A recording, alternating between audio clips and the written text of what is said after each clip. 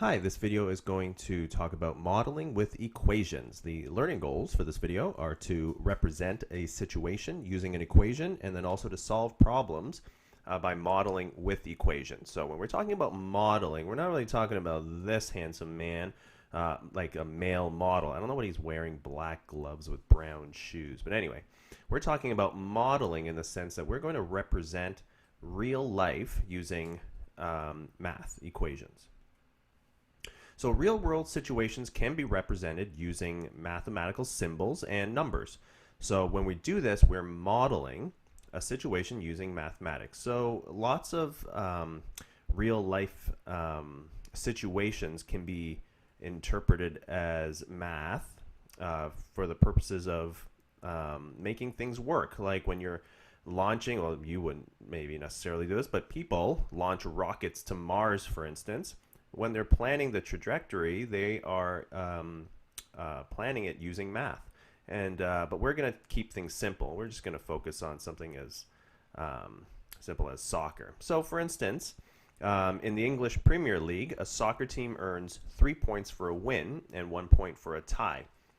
We're going to create an equation to model the total number of points, P, earned by a team for wins, W, and for ties, T. So if you think about it, every win a team gets, they get 3 points, and then every tie they get 1 point. So if I had, let's say, 10 wins, I could just do 3 times 10. Or if a team had 20 wins, they would do 3 times 20. So in order to find out how many points you have, P, okay, we could make that equal to, well, it's 3 points, right, times the number of wins that a team gets, right, plus 1 point, right, 1 times the number of ties, T. Now, you don't actually need the 1 because 1 times T is just T. So, you know, a more elegant equation would be 3W plus T. So that is a mathematical model for calculating the number of points a team in the Premier League earns, okay, with relation to wins and ties. So we can use this model to help us to solve a real-world problem. So for instance, in 2015, Chelsea was the league champion with 87 points and 9 draws. Use the model to determine the number of wins the team had. So here's the relationship between points, wins, and ties. And now we can use this as a backbone for us to try to solve for W, the number of wins. So P stands for points. Now in this scenario, Chelsea had 87 points. So instead of writing P at the front, I can write 87 because that represents points, right? Now that's equal to 3 times the number of wins, which I don't know yet, plus 9 draws or ties, right? So that is, so instead of writing T, I can write the number 9. So you can see here we have an equation that we can solve for W. So here, if I want to isolate W, the first thing I want to do is subtract both sides by 9. 87 take away 9, that should be 78 is equal to 3W. Now the last step here, of course, is now you want to divide both sides by 3. So the 3's will divide out. So W is equal to 78, so that's 26. Okay, so we can say that Chelsea had 26 wins. Okay. That's really what the context is. Okay, so the main idea here is be able to model a situation with an equation and then use it through substitution to solve a problem. Okay, here's another example. Pizza restaurant charges $10 for a medium pizza, plus $1.50 for every regular topping and $2.50 for every premium topping. So we're going to create an equation to model the total cost of a pizza, C, in terms of regular toppings, R, and premium toppings, P. Then we're going to determine the number of premium toppings that can be added to a $25 pizza with 4 regular toppings. So the total cost, right, C here is equal to, now it's $1.50 for every regular topping. So if you had like 10 toppings, then it'd be $1.50 times 10. So we're multiplying $1.50 with however many number of regular toppings we have. So we would do 1.50, that's $1.50, times however many regular toppings we have, R. Now, for premium toppings, right, we would add 250 for every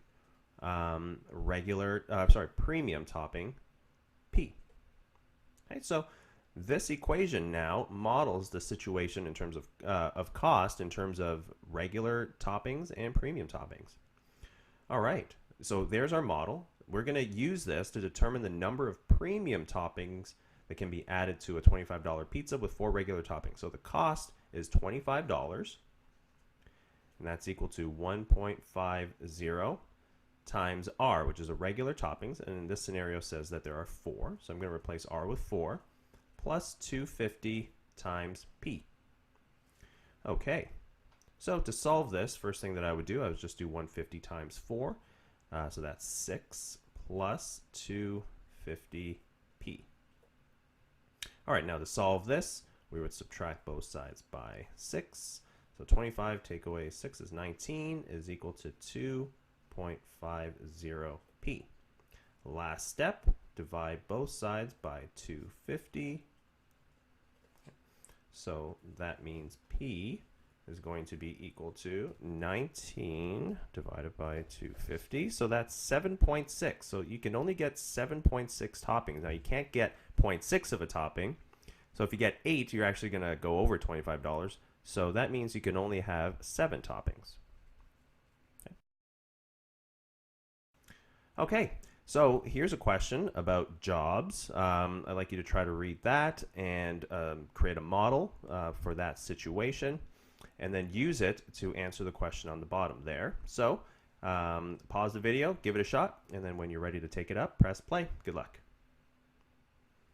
Okay, so it says here that Michael works 2 jobs, one as a server at a restaurant and another as a cashier. So the amount of money that he makes at a restaurant as a server, S. So that would be $10.25, right, times S, the number of hours he works there, plus $12.50 times C, the cashier, right, the number of hours he works. So that would be the model of his earnings based on those 2 jobs. Now, if he wants to make $600 in a week and he can only work at the restaurant for 15 hours, how many hours must he work as a cashier? So the earnings would be $600, okay, because that's how much he wants to earn.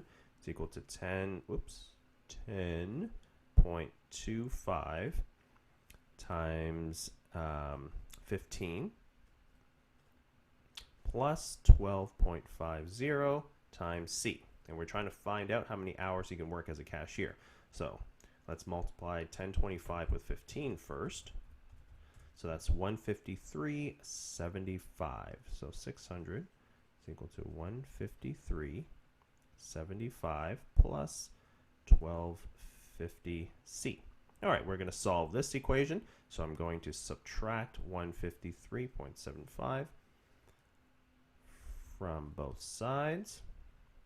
All right, we've got to figure out what that is. So 600 minus 153.75, 446.25 equals 1250 times C. Last step, we're going to divide both sides by 1250. So we're going to divide this by 1250. So 35.7 hours. Right, so if he wants to make $600, and if he can't work 0.7 of an hour, then he should work, there we go, let's fix that. He should work 36 hours then. All right. So as you can see, you know, real life questions, you don't necessarily get really clean answers, so you have to do a little bit of interpretation here. Okay, so we created a model, used it to solve a problem. So we can model examples where algebra and measurement kind of come together. So here a given triangle has a perimeter of 73 centimeters, and we're asked to determine the length of each side. Now the length of each side isn't actually known because it's 3 times x, and I don't know what x is, and then minus 2, for example. So if I only knew what x was, I can then figure out how long each side is. So we're going to come up with an equation to solve for x. So in order to figure out what x is, we need to create an equation involving x and then solve it. So if I add up these three sides, I should get 73. So that's what I'm going to try to create as a model. So I'm going to add one side here. Whoops, it should be 3x minus 2. Let's back it up. 3x minus 2. And then I'm going to add 4x plus 1. And then I'm going to add, now there's a bracket here, so I can actually multiply to remove the bracket. I can do that first. So 2 times 5x, well, that's 10x. And then 2 times negative 14 is negative 28. Okay, so I'll get rid of the bracket here so I don't have to get rid of the bracket in my model here. So I'm going to write 10x minus 28. Okay, and all those three sides added together should get me 73. So now what I'm going to do is I'm going to add up like terms and solve for x. So 3x plus 4x plus 10x. So I'm gathering the x's, and then now I'm going to write the constant terms. That's equal to 73. So 3x plus 4x plus 10x, that should be 17x. Negative 2 plus 1 minus 28, so that's negative 30. That's negative 29 is equal to 73. All right, 17, oops. Now we're going to solve for x. So we're going to isolate x first by adding 29 to both sides. So 17x is equal to 102. Right, now the last step is we're going to divide both sides by 17. So x is going to be 102 divided by 17, that's 6. All right, so now that we know that x is 6, we can now figure out what each side is. So let's look at the first side. It says 3x minus 2. So I can do it over here. So if one side says 3x minus 2, but I know what x is now, right? X is actually 6. So I'm going to replace x with 6. So this is really 3 times 6 minus 2. So 3 times 6 is 18. Take away 2, that's 16 centimeters. Let's look at the other side here. That's 4x plus 1. Now again, I know x means 6. And then so 4 times 6 is 24 plus 1, that's 25 centimeters. And then the last one here, we've got 2 times the quantity 5x minus 14, right? But then we expanded it so that we have a similar, or sorry, an equivalent expression of 10x minus 28. So let's just replace x with, again, 6 minus 28. So 10 times 6 is 60. Take away 28, that's 32 centimeters. So determine the length of each side. So we now know that each side is 16, 25, and, whoops, 32 centimeters. Okay, so again, we created a model of the situation. Okay, and we created an equation to solve for x. So we went through the motions and we found out what x is, and then we used that value of x to figure out how long each side is. So I'd like you to try this question. So a rectangle has a perimeter of 34 meters. So the first part here is I'd like you to model a situation with an equation and then use it to solve for x, and then find the length and the width of each side. So give that question a shot, pause the video, and then when you're ready, press play. All right, so we're going to model the situation with x, or with an equation. So first of all, I don't like having the brackets in my model because it just adds more writing because I have to do another step later. So let's just change this to 6x minus 15. We just multiplied the 3 in. So each side, though, is repeated, right? The length, the 3x minus 4, is on 2 sides of this rectangle, and then the 6x minus 15 is on 2 sides as well. So we can do this. We can do 2 times 3x minus 4 plus 2 times 6x minus 15. And that's equal to 34. All right, so now actually we're going to have to multiply this out to 6x minus 8 plus 12x minus 30. That's equal to 34. Let's gather like terms. Minus 8 minus 30 is equal to 34. So 6x plus 12x is 18x minus 38 is equal to 34. So now to solve this, we're going to add 38 to both sides, and I'm running out of room, so let's go here. 18x is equal to 72. Now the last step then is we're going to divide both sides by 18. So x is 4, I believe. Yeah. So now that we know that x is 4, we can now figure out what the length and the width are. So one dimension was 3x minus 4, so we can replace the x with 4. So 3 times 4 is 12. 12 take away 4 is 8. So that's 8 meters long. And that other side, which is 6x minus 15 after expanding. So 6x minus 15, that's really 6 times 4 minus 15. 24 minus 15 is 9 meters. Okay, so again, creating a model, creating an equation to solve for x, and then we use the x to figure out the length and the width. So hopefully this video has made modeling with equations clear. So thanks for watching.